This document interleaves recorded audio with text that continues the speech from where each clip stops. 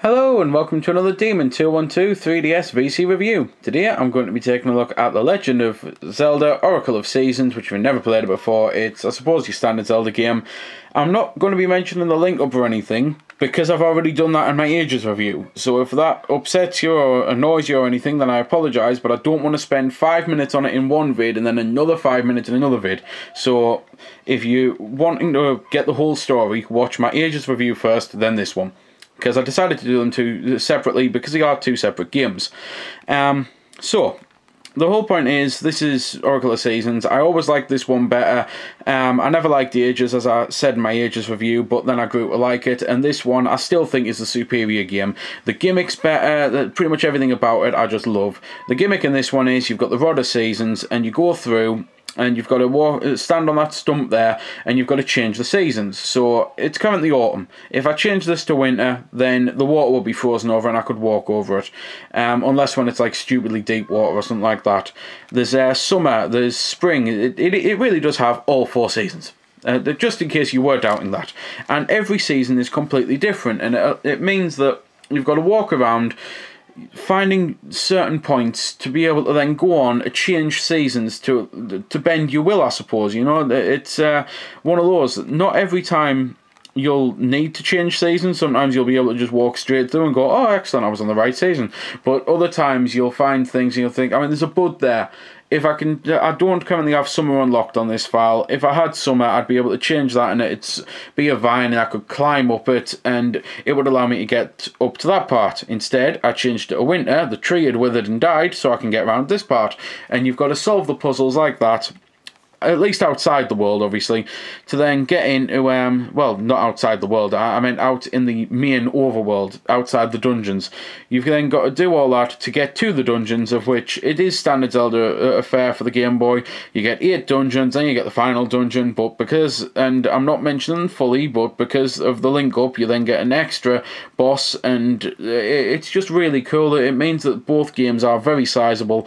They're not something that you're going to beat in a weekend unless you literally have like the Mugen battery, which will probably last you about 40 hours on a Game Boy Color game, and you can just sit and play it constantly.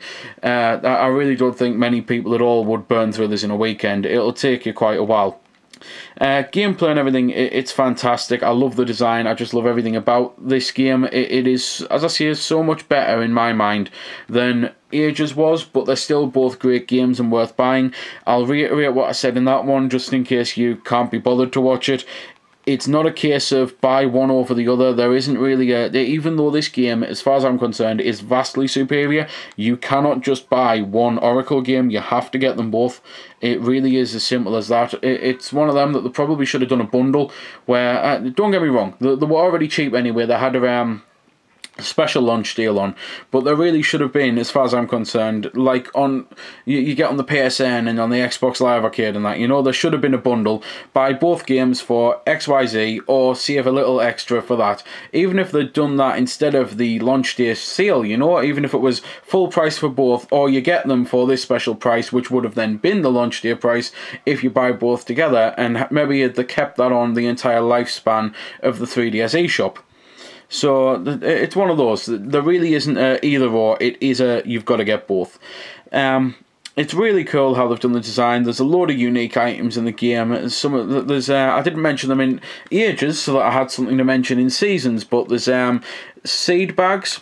And it's like the magic powder, except there's different seeds. There's things like there's ember seeds, which burn things. There's speed seeds, like Pegasus seeds, which instead of having Pegasus boots, you can walk really fast by using the seed. There's Gale seeds, which create like a bit of a tornado. It's just really cool, the amount of versatility you've got in the items in the game. I mean, the ember seeds, you've just seen there, burns like rotten trees so that I could then get a piece of heart.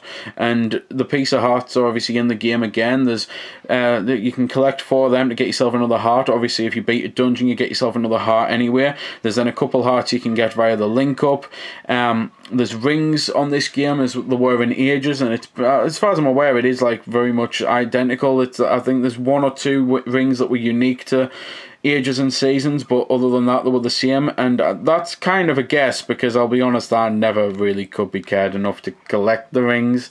There's a lot of people out there who think that you don't beat the game fully until you get all of them, but I honestly think I don't have time for this. I'd rather be playing the game rather than collecting all the different rings, of which I'll like maybe use 2 of them total throughout the life of the game, and that's pretty much what I did.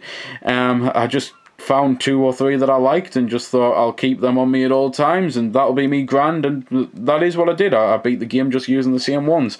I could honestly not be bothered to actually get any other rings. But it's just one of those things. Each of them have different things with them, different items. I mean, you can't get a boomerang on ages, you can on seasons. And there's just a lot of gameplay there. It really is one of those... it's just, to reiterate, I suppose, you have to get both because they're not identical. If they were identical, like Pokemon Blue and Red, yes, you only have to get one, but they're not. They're very unique. They've both got something totally different about them. There's, other than like graphics and designs of enemies, there's nothing identical about them. It's just really cool that we managed to get 2 amazing Zelda games on the same day instead of getting them a couple of years apart. But I pretty much have mentioned, I suppose, everything I can mention about the game without warbling on even more than I already have done. It's bad enough that over the 2 vids I've managed to do about 18 minutes of just waffling on. So, just to sum up, graphically, musically, they both sound great. Both of them are totally different. Both of them are well worth the play. Maybe if you're going to get one over the other to begin with, Seasons is definitely the better game. So I don't know if you want to start with Seasons and finish with Ages, or start with Ages and finish with Seasons. But it is worth getting both in the long run. And that is pretty much all I can say now. So there we go then. That's been the review. I hope you found it helpful. I don't score the games because that's based purely on opinion. So instead, I'll leave you to make your own mind up. So thanks for watching, and if you've got any questions about the game that I didn't answer in the vid or that hasn't been answered in the comments, then feel free to ask and I'll help if I can. Also, if you did find it helpful, don't forget to check out my channel because there's plenty more like this up there, and don't forget to subscribe because there'll be plenty more to come as well. So until next time, this has been Demon212, signing off.